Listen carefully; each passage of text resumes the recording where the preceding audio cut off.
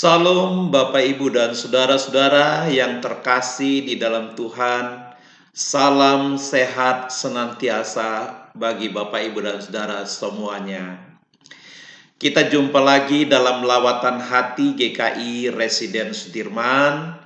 Kali ini tema kita adalah janganlah menahan kebaikan.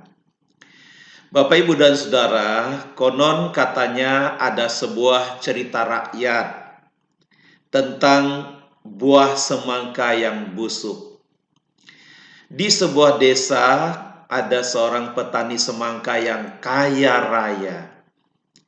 Setiap kali panen semangka, hasilnya pasti berlimpah-limpah. Sehingga sekalipun dia telah menjual semangka-semangkanya itu dalam jumlah yang besar, tetap saja masih tersisa dalam jumlah yang tidak sedikit di rumahnya. Suatu sore, ada beberapa penduduk desa tersebut.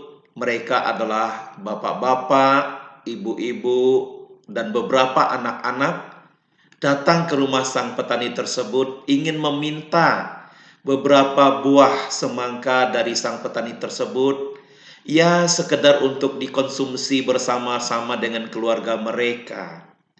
Tetapi apa kata sang petani tersebut?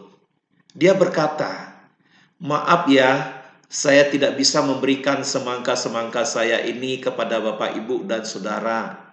Karena besok saya akan menjual semangka-semangka saya ini ke kota. Mungkin 2-3 hari lagi bolehlah datang ke rumah saya, siapa tahu masih ada sisanya. Dan saya akan memberikannya kepada Bapak, Ibu, dan Saudara." Wah, jawaban dari sang petani tersebut sangat mengecewakan sekaligus menyedihkan bagi penduduk desa yang ingin meminta beberapa buah semangkanya. Maka pulanglah mereka dengan kecewa dan sedih. Dan pada malam harinya, sang petani itu merencanakan besok pagi dia akan pergi ke kota A, B, dan kota C untuk menjual semangka-semangkanya yang masih banyak itu.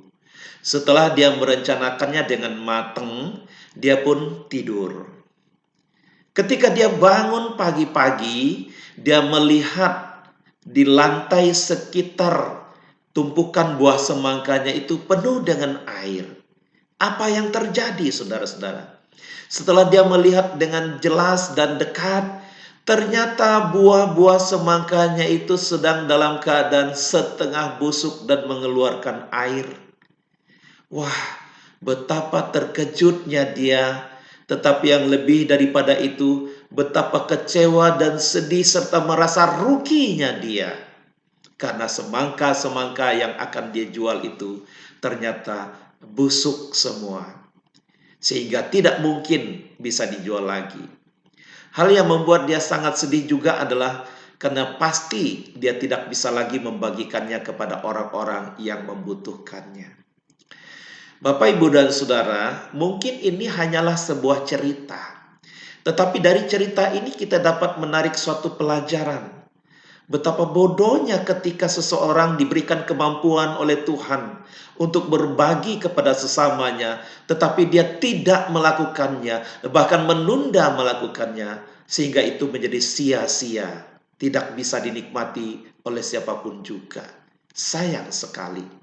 Saudara, Amsal pasal 3 ayat 27 sampai 28 berkata, "Janganlah menahan kebaikan daripada orang-orang yang berhak menerimanya, padahal engkau mampu melakukannya.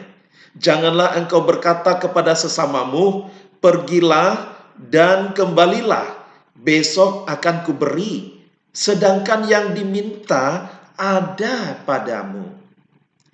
Saudara, pernyataan dari pengamsal ini bisa dipahami bahwa adalah suatu kewajiban bagi orang-orang yang berkelebihan untuk membagikannya kepada mereka-mereka yang membutuhkan. Dan orang-orang yang membutuhkan itu berhak menerima kebaikan dari yang mampu melakukan kebaikan kepada mereka.